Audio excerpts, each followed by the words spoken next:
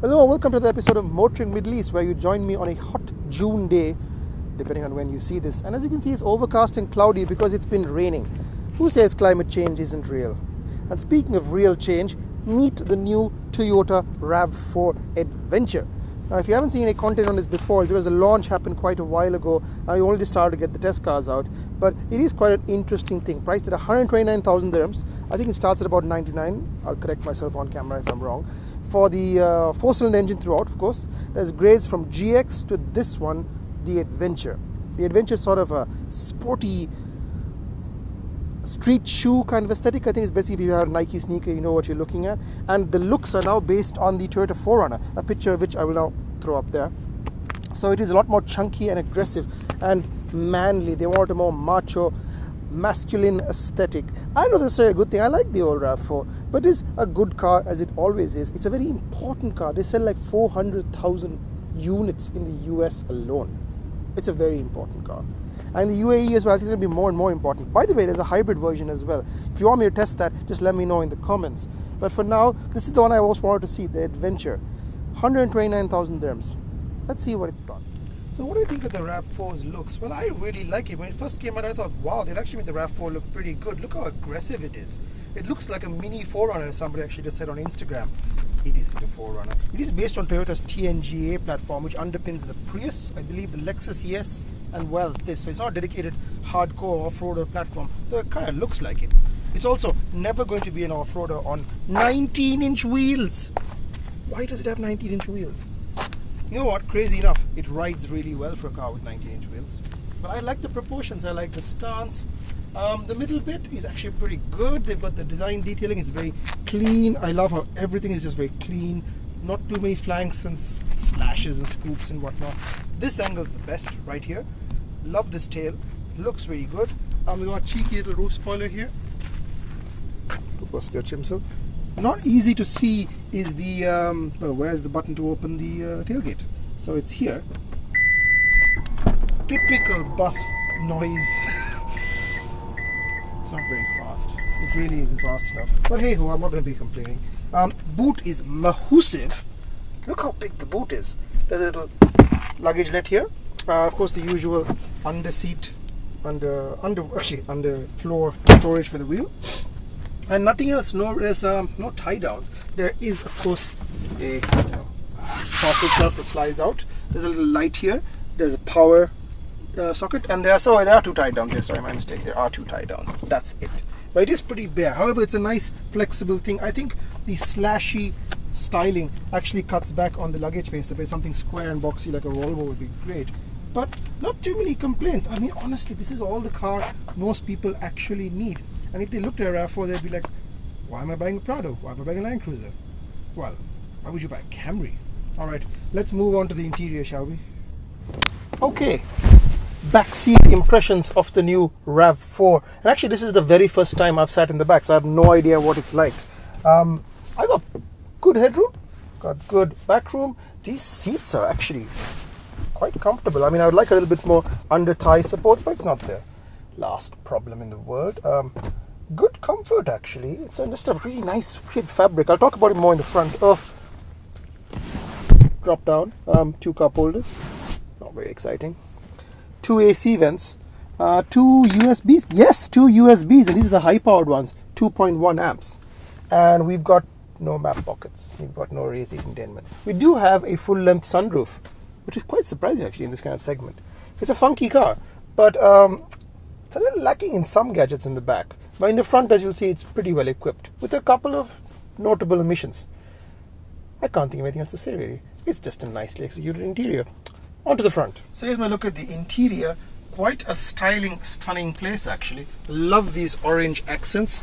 Really, really nice. Contrast stitching on the, actually leather. Contrast stitching is a nice thing. I mean, it is, look how well everything is integrated. So I'm just sorting things in the back, so don't mind the noise. Of course, typical iPad on the dash, styling every bit is it. But look, no great Toyota clock, no famous Toyota clock. Could it be? Is it finally gone? You've got your HVAC controls here. Actually, let me start the car. Maybe let me come back to this. Oh, and I really want to point out something amazing. These seats are the best seats in the segment. They look gorgeous, they're very, very comfortable. The bolstering is perfect for normal people. It is such an achievement, and Toyota should be so proud of this seat. This is almost a reason to buy the car in itself. I'm not even kidding. I'll come back down here a second. Oh, we've got a big armrest. Does it slide? No, it doesn't slide, but it opens up, and inside there's not a lot. There's a power socket. There's 2 places here to keep cups. I imagine they'll take like a 2 little liter bottles. Really nice chunky gear stick, which actually is nice to hold. Great place to rest your arm. Your typical terrain modes out here: eco, normal, and sport. And this controls the off-road settings. Yes, there are off-road settings. The snow mode will never get used out here, and it's hill descent for some bizarre reason. So there's mud and sand and rock. It doesn't have a low range box, so I don't quite get the point of it. And it actually changes color. You can't see it in the daylight, but in normal it's blue. It turns yellow for sand, and it does another color for rock. I can't remember what it is. And you've got a big Qi charging point out here with another USB. Now what's really cool, and a power socket. Check that out. Now what's really cool is that this is so well proportioned. This doesn't really slide around that much. You can turn it on and off with this button here. Now I'm cooking death, so I'm going to turn the car on. Let's see if you can see the startup sequence. Oh, I don't know if you can actually. It's very fancy. So it's interesting. The actual steering wheel is really nice to hold. It's a good size. It's like somebody's really thought about the design. Good clustering of buttons. You've got your volume. I mean, not the music that I cannot pay for. So the steering wheel is a really, really interesting thing. It's actually a nice shape. It's not too big. It feels like not like the bus steering wheels of old. Controls are well clustered. On the right, you've got your, of course, your speed controls. Down here, you've got your track change mode, which picks the station, or the source actually. And you got the volume here. So one here, one here. Nice for 2-hand driving, which you should be. Don't keep your hand in other places. This controls the main system, and it's a 4-way jog. It's nice in the hand. This is back, etc. But there isn't a huge amount to see. Let me see if I can zoom in. Right. So I'm just flipping through everything. Yeah. Audio, car settings, vehicle settings, hazards, eco. It's a huge space, but it doesn't really use the space very well. I feel like the graphics could be a lot bigger because these are very small and very fine. These need to be at least 20 to 30% bigger.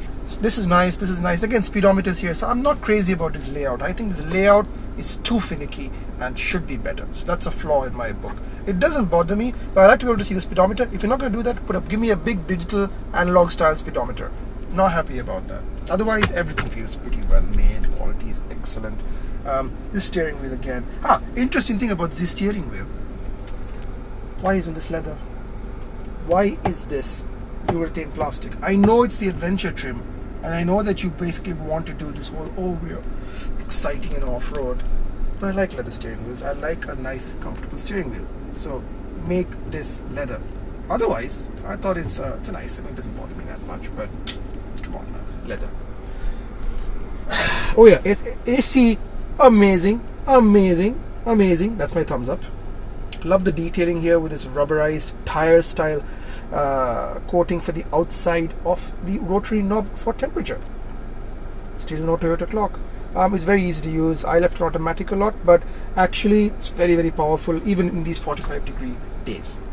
Moving on, infotainment's a little bit of a disappointment. We've got CarPlay, I believe. I haven't really tested it, but I'm sure it has it. But it's basically the old Lexus system. So you've got your MPG readouts, you've got telephone, there you are, telephone, apps, which is just the T-Connect app, which you can download for free, and audio. That's it. No navigation. Why doesn't this car have navigation? I don't get it. I feel like that's a big omission. It does have a freaking massive sunroof. So it is relatively well equipped. I think the infotainment lacks. It works. Oh, by the way, I should point out the sound quality is really good. In the segment, it's probably the best sound quality in the segment. So whatever amp they've put in here is brilliant. However, this needs to be a little fancier. I think consumers now want better graphics. I mean, they've done some good stuff here with the animation. Put that over there. Make the animations more exciting. Make the car feel fresher. Because the interior is honestly really good. I think it's the best interior in this segment. Seating position is really nice and low. I'm going to say once again, best seating position in the segment. This is such a comfortable car. Everyone getting to be instantly comfortable for hours on end. I've had no issues with it. Only one thing left to do, drive it, and maybe even off-road. Okay, so we're about to begin our traditional road and off-road testing. I actually want to begin by talking about a completely different car for the off-road bit, which I'll do first. The Suzuki Jimny. Now, a lot of people have watched that video. A lot of people are obsessed with that car. And it's a cheap car with lots of capability. This is actually, this is triple the price. But I keep saying it's triple the car. I mean, it's so usable. The Jimny is a toy. And the toy that the joke will wear pretty thin after a while. I know in the video I said it's pretty good, but the more I think about it, the more I think, well, yeah, I mean, it's fun if you had like 5 cars and that was your 4th. But as an everyday car, 99% I should say 100% of the time, this will do everything the Jimny will do in far better comfort, not necessarily quietness, but it will do it with more power, with more safety, and almost as much off-roadability. So let's put it off-road and see what it does. I'm going to put it in mud and sand mode. There is a traction control off switch. I'm just going to leave it off. Now we're driving on wettish sand. I've not deflated. These are on 19-inch wheels. Why the hell would you put 19-inch wheels on a car? There are gear selectors, but I'm just going to let the car do its thing. I mean, this is stupid and crazy at the same time, Imthishan. Like, you're going in... I don't even have a deflator in the bag. So if I get stuck, it's going to be me, myself, and I. But I think I'm not going to get stuck. In fact, I think this thing is actually pretty good. Let me just do a little dip. Woohoo, woohoo, dip. This is soft sand, and normally this is a real challenge. But actually, RAV4 is really good off-road. I mean, I can see it doling out power back and forth. Okay, back on the road. Let's cross over and faff about. The problem is the approach angle isn't particularly good, so you're not going to be like charging up lever with this thing. But beaches, no problem. Muddy tracks, no problem. Rock and sand, I'm getting really freaking ambitious here, Imthishan. What are you doing? What are you doing? You're doing ambition in a car with no deflator. You don't even have a damn deflator. But I'm enjoying it. Big rock, big rock, big rock. Pretty good. Feels nicely balanced. This TNGA platform the car runs on, it's pretty good. I mean, it handles really well on road. Better than the RAV4, CRV, I'm going to say. Better than CRV. Going up some rocks. It's incredible how this car is just such a little mountain goat. Yeah, I'm sorry, Jimny. I'm sorry. Yeah, you can get a Jimny. Get this. Oh, full ambition. Wallah, full ambition. Full ambition. You know what? If I did that in my truck, it would start to sink. That didn't bother though. Oof. I was tempted to actually drop off there, but I don't want to damage Toyota's only press car at the moment. It's quite nice, this thing. It's quite nice. It does things that I didn't think. It's pretty good. 8-speed auto. I've had no issues with it on road, but we'll come back to that. But off-road, it's just got that little burp of torque that keeps it moving. It's not a very powerful car. It's like 200-ish horsepower. I haven't talked about the figures because, frankly speaking, I'm getting really tired of talking about figures, 600, 700 horsepower, whatever it is. Who cares? Who really cares? Unless it's like an outrageous number. For the most part, it just doesn't matter. So, a car like this, 200 horsepower, I mean, that's probably what the CRV makes as well. Let's not get too crazy. We're just going into places where we need an actual off-roader. But it's just in 2000 RPM. 2000 RPM! And it's going everywhere. I'm not tempted to actually take it, deflate and take it to the soft stop. But on 19-inch wheels, there is a lower version with 18s, I believe, or 17s even. I'll check this spec sheet. But there is one that would be really good actually. But as an off-road car, it's 30-something degrees, mud and sand mode. That's all I've done is just turn this knob. I haven't pressed anything, done any traction controls. This is very soft sand. I mean, now it's a bit wet, so it does help. Heading to the road. I think I proved my point.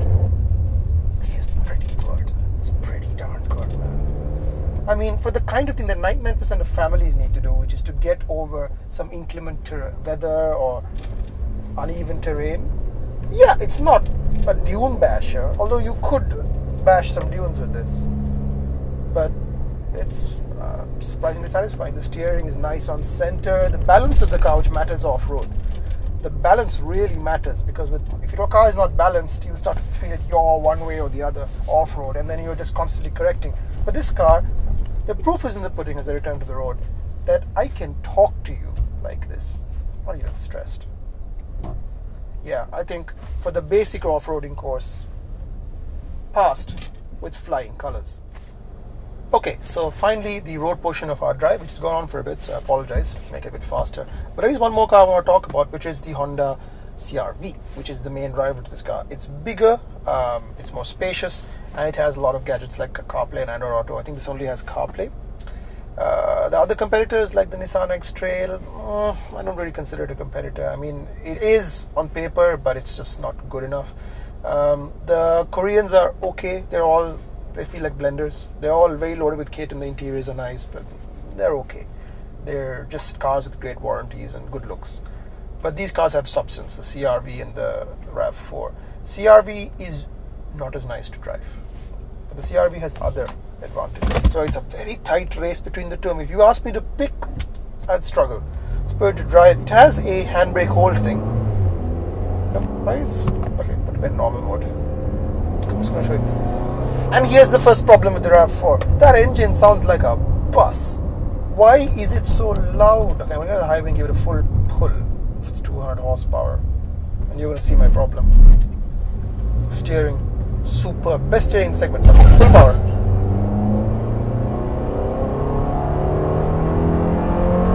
A lot of trashiness. That's 100. Obviously that wasn't a very good start because I started from quite a high gear, but let's show you how noisy it is. And now we're on the highway and I'm doing, I think, to a nice legal speed of say 110. Okay, just parking it there at 110. Cruise control. Alright. There's a lot of wind noise from these pillars, this shape. There's a lot of tire noise, which is surprising for a Bridgestone Alenza. It's a noisy place to be. It's a little unrefined. It's a huge drawback for this car, because otherwise I really like it. The seat is so good. This seat could teach manufacturers of much more expensive cars how to build comfortable seats. The steering feel is excellent. The handling is actually really good. The way the balance, you can balance the car on power and braking through a corner. It doesn't step out, doesn't do anything funny. It just responds beautifully balanced like a knife. The car feels so light and nimble and agile. Steering, look at that, perfect. Little bit. Oh, just get it. You can just place this car so effortlessly. I don't even mind the power. The power is good, 200 horsepower. I've never felt like it's lacking power. I mean, and the fuel economy, huge advantage. Okay, I'm going to reset the trip now. I'm going to say it's doing live, and this is manufacturer figures, obviously. Okay, come on, figure it out. It was doing about 8 liters per 100, which is really good. On the highway, it says it's doing 5.8. Can't be doing 5.8, but it is very good. I've used it for 4 days. I've still managed to finish half a tank. I've been driving like a nutter. It's very good on gas. Those are its twin strengths. Very good on gas. Very, very good chassis. In fact, class-leading chassis. How does it compare to the Honda CR-V? The Honda CR-V is nicer, pointed inside. Also pretty good fuel economy. This car has a better stereo. That car has a bigger interior. This car has better resale. That car has, Honda thoughtfulness and attention to detail. I mean, this is a bit clumsy. This screen is a bit clumsy. But it's all very easy. Like after 1 day, after 1 minute in this car, I am completely at ease with it. Okay, let's hook it into a corner. But you know what?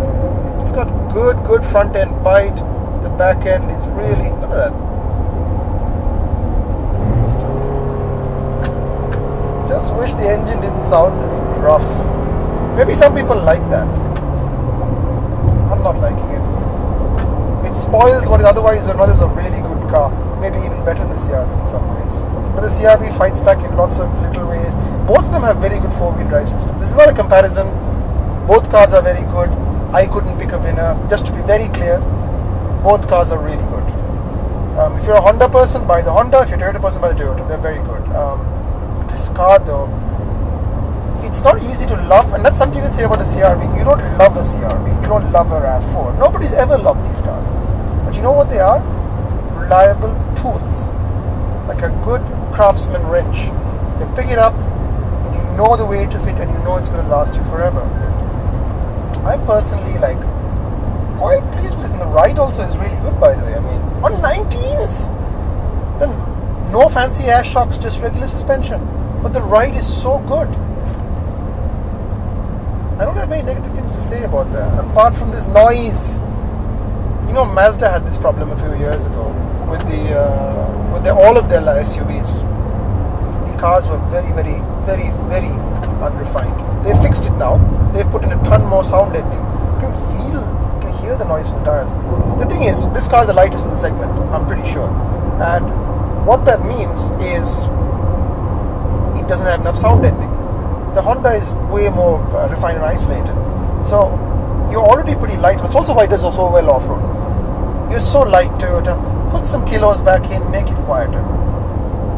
I think people buying RAV4s are going to be very, very happy. People who bought the old RAV4 are going to be blown away by how good this car is. I'm blown away by how good this car is. I think it needs a little bit more polish, but it is 100,000% a contender. And on that wonderful note, go check this out. Go check out our other reviews. Go check out our CRV reviews. Don't forget to like, comment, share, subscribe, blah, blah, blah. But most importantly, keep watching. And if you want me to see more videos, or if you want to see me do different things, let me know. Thanks for watching.